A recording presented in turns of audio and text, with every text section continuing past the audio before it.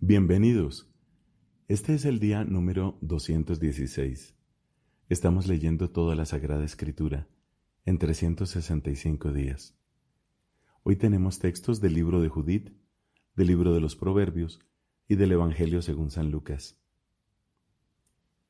Nos unimos en oración. Es propio de la Iglesia nacer a partir de la oración y crecer con la fuerza de la oración.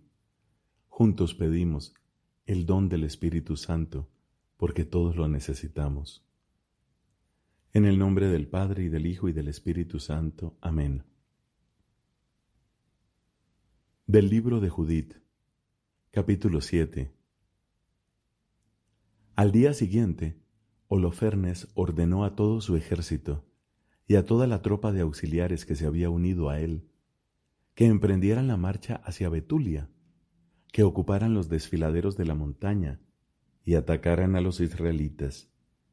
Y aquel mismo día, todos sus guerreros levantaron el campamento. Su ejército se componía de 170,000 soldados de infantería y de 12,000 jinetes, sin contar los encargados del equipaje y los hombres de a pie que los acompañaban. Era una inmensa multitud. Acamparon en el valle cercano a Betulia junto a la fuente, y se desplegaron a lo ancho, desde Dotaim hasta Belbaim, y a lo largo, desde Betulia hasta Seamón, que está frente a Esdrelón. Al ver aquella multitud, los israelitas quedaron despavoridos, y se decían unos a otros: «Estos van a arrasar ahora toda la superficie de la tierra. Ni las más altas montañas, ni los barrancos, ni las colinas podrán soportar su peso». Entonces cada uno empuñó sus armas de guerra y montaron guardia toda aquella noche, encendiendo fogatas sobre las torres. Al segundo día, Holofernes exhibió toda su caballería delante de los israelitas que estaban en Betulia. Luego examinó los accesos de la ciudad, inspeccionó los manantiales y se apoderó de ellos, colocando allí puestos de guardia. Después volvió a reunirse con sus tropas. Vinieron entonces a su encuentro los príncipes de los hijos de Esaú, todos los jefes del pueblo de Moab y los oficiales del litoral, y le dijeron: «Si nuestro señor se digna escuchar un consejo, no habrá bajas en su ejército. Este pueblo de los israelitas no confía en sus lanzas, sino en las alturas de las montañas donde habitan, porque no es fácil escalar las cimas de sus montañas. Por eso, Señor, no entres en combate con ellos, y no caerá ni uno solo de tu pueblo. Quédate en tu campamento y reserva a todos los hombres de tu ejército. Basta con que tus servidores se apoderen de la fuente que brota al pie de la montaña, porque de ella sacan el agua todos los habitantes de Betulia. Así, devorados por la sed, tendrán que entregar la ciudad. Mientras tanto, nosotros y nuestra gente escalaremos las cimas de las montañas vecinas y acamparemos allí para impedir que alguien salga de la ciudad. El hambre los consumirá a ellos, a sus mujeres y a sus niños, y antes que los alcance la espada, caerán tendidos en las calles de la ciudad. Así les harás pagar bien caro su rebeldía y el haberse rehusado a salir pacíficamente a tu encuentro». La propuesta satisfizo a Holofernes y a todos sus oficiales, y él decidió proceder de esa manera. Un destacamento de amonitas partió acompañado de 5,000 asirios. Ellos acamparon en el valle y se apoderaron de los depósitos de agua y de los manantiales de los israelitas. Entretanto, los edomitas y los amonitas subieron para acampar en la colina situada frente a Dotaim, y enviaron a algunos de ellos hacia el sur y hacia el este, frente a Egrebel, que está cerca de Cus, a orillas del torrente Mocmuru. El resto del ejército asirio tomó posiciones en la llanura, cubriendo toda la superficie de la región. Sus tiendas de campaña y sus equipajes formaban un inmenso campamento, porque era una inmensa multitud. Al verse rodeados por todos sus enemigos, los israelitas invocaron al Señor su Dios, porque se sentían anonadados y sin posibilidad de romper el cerco. Todo el ejército asirio, los soldados, los carros de guerra y los jinetes, mantuvieron el cerco durante 34 días. A todos los habitantes de Betulia se les agotaron las reservas de agua y las cisternas comenzaron a secarse, de manera que nadie podía beber lo indispensable para cada día, porque el agua se les distribuía racionada. Los niños languidecían, y las mujeres y los jóvenes desfallecían de sed y caían exhaustos en las plazas de la ciudad y en los umbrales de las puertas. Todo el pueblo, los jóvenes, las mujeres y los niños, se amotinaron contra Osías y contra los jefes de la ciudad, y clamaban a gritos diciendo a los ancianos: que Dios sea el juez entre nosotros y ustedes, por la gran injusticia que cometen contra nosotros, al no entrar en negociaciones de paz con los asirios. Ya no hay nadie que pueda auxiliarnos, porque Dios nos ha puesto en manos de esa gente para que desfallezcamos de sed ante sus ojos y seamos totalmente destruidos. Llámenlos ahora mismo y entreguen la ciudad como botín a Holofernes y a todo su ejército, porque es preferible que seamos sus prisioneros. Así seremos esclavos, pero salvaremos nuestra vida y no tendremos que contemplar con nuestros propios ojos la muerte de nuestros pequeños, y no veremos a nuestras mujeres y a nuestros hijos exhalar el último suspiro. Los conjuramos por el cielo y por la tierra, y también por nuestro Dios y Señor de nuestros padres, que nos castiga por nuestros pecados y por las transgresiones de nuestros antepasados. Hagan hoy mismo lo que les decimos. Y toda la asamblea prorrumpió en un amargo llanto, implorando a grandes voces al Señor Dios. Pero Osías les dijo: ánimo, hermanos, resistamos 5 días más. En el transcurso de ellos el Señor nuestro Dios volverá a tener misericordia de nosotros, porque no nos abandonará hasta el fin. Si transcurridos estos días no nos llega ningún auxilio, entonces obraré como ustedes dicen. Luego disolvió a la multitud para que cada uno regresara a su puesto. Los hombres se dirigieron a los muros y a las torres de la ciudad, pero a las mujeres y a los niños los envió a sus casas. Mientras tanto, la ciudad quedó sumida en una profunda consternación.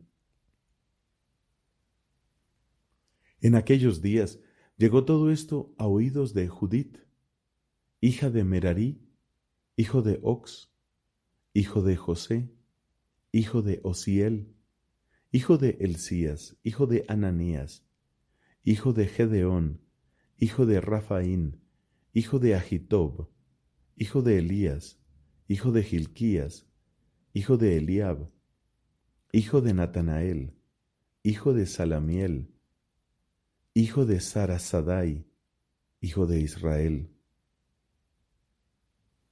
Su esposo Manasés, que era de su misma tribu y de su misma familia, había muerto durante la cosecha de la cebada.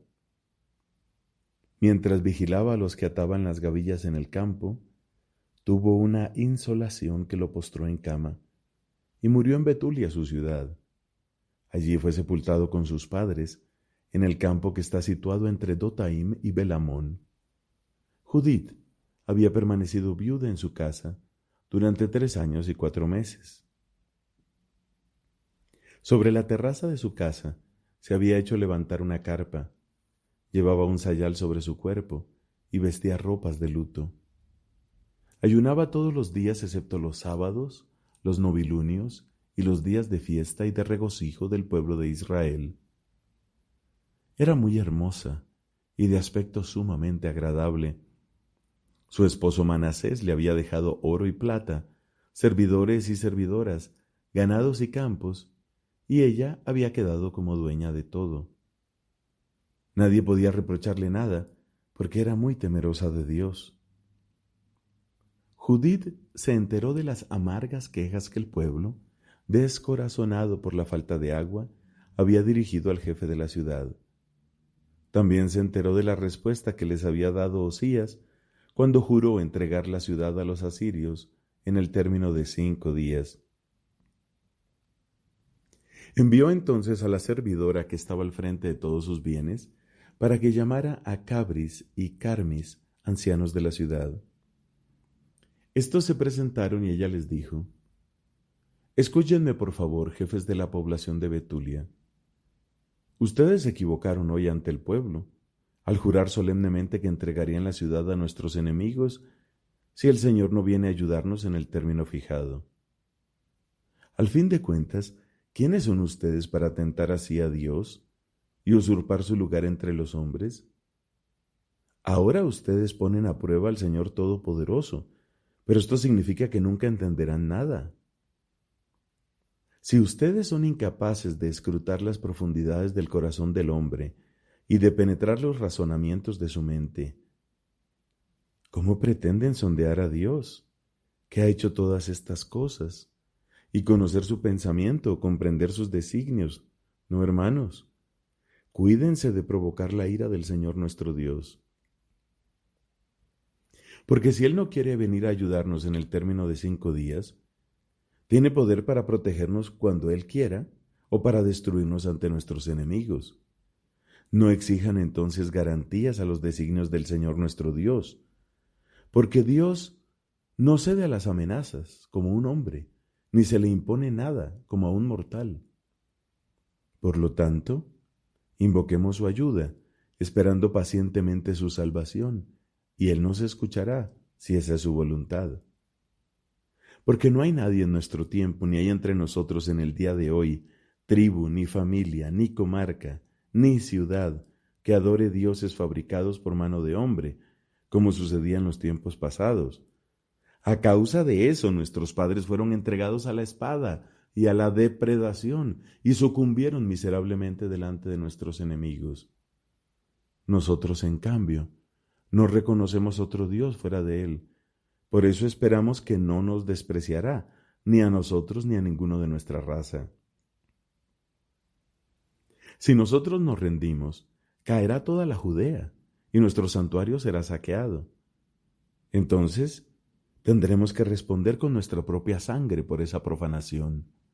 Además, el Señor hará rezar sobre nuestra cabeza, en medio de las naciones donde estaremos cautivos, la matanza de nuestros hermanos, la deportación de la gente del país y la devastación de nuestra herencia, y seremos objeto de burla y escarnio por parte de nuestros conquistadores. Porque nuestra esclavitud no nos hará ganar la benevolencia de los vencedores, sino que el Señor nuestro Dios la convertirá en deshonra. Por eso, hermanos, demos un buen ejemplo a nuestros hermanos, ya que su vida depende de nosotros, y lo más sagrado que tenemos, el templo y el altar, también dependen de nosotros. Más aún, demos gracias al Señor nuestro Dios, que nos somete a prueba lo mismo que nuestros padres. Recuerden todo lo que hizo con Abraham y en qué forma probó a Isaac, y todo lo que le sucedió a Jacob en Mesopotamia de Siria, cuando apacentaba las ovejas de Labán, hermano de su madre. Así como a ellos los purificó para probar sus corazones, de la misma manera nosotros no somos castigados por Él, sino que el Señor golpea a los que están cerca de Él, para que eso les sirva de advertencia. Osías le respondió: En todo lo que has dicho te has expresado con sensatez, y nadie puede contradecir tus palabras. ¿No es esta la primera vez que se manifiesta tu sabiduría? Desde que eras joven, todo el pueblo conoce tu inteligencia y la bondad de tu corazón. Pero ahora el pueblo está consumido por la sed y nos ha obligado a ejecutar lo que le hemos propuesto y a comprometernos con un juramento que no nos es lícito violar. Tú que eres una mujer piadosa, ruega por nosotros, para que el Señor envíe la lluvia que llenará nuestras cisternas, y así no quedaremos exhaustos. Judith les respondió: Escúchenme, porque voy a hacer algo que se transmitirá de generación en generación a los hijos de nuestra estirpe. Esta noche, ustedes se ubicarán ante la puerta de la ciudad. Yo saldré con mi servidora, y antes del plazo fijado para entregar la ciudad a nuestros enemigos, el Señor, por mi intermedio, visitará a Israel. No traten de averiguar lo que voy a hacer, porque no les diré nada hasta haber ejecutado mi proyecto. Osías y los jefes le dijeron: Vete en paz, y que el Señor Dios vaya delante de ti para escarmiento de nuestros enemigos. Luego salieron de la carpa y regresaron a sus puestos. Palabra de Dios.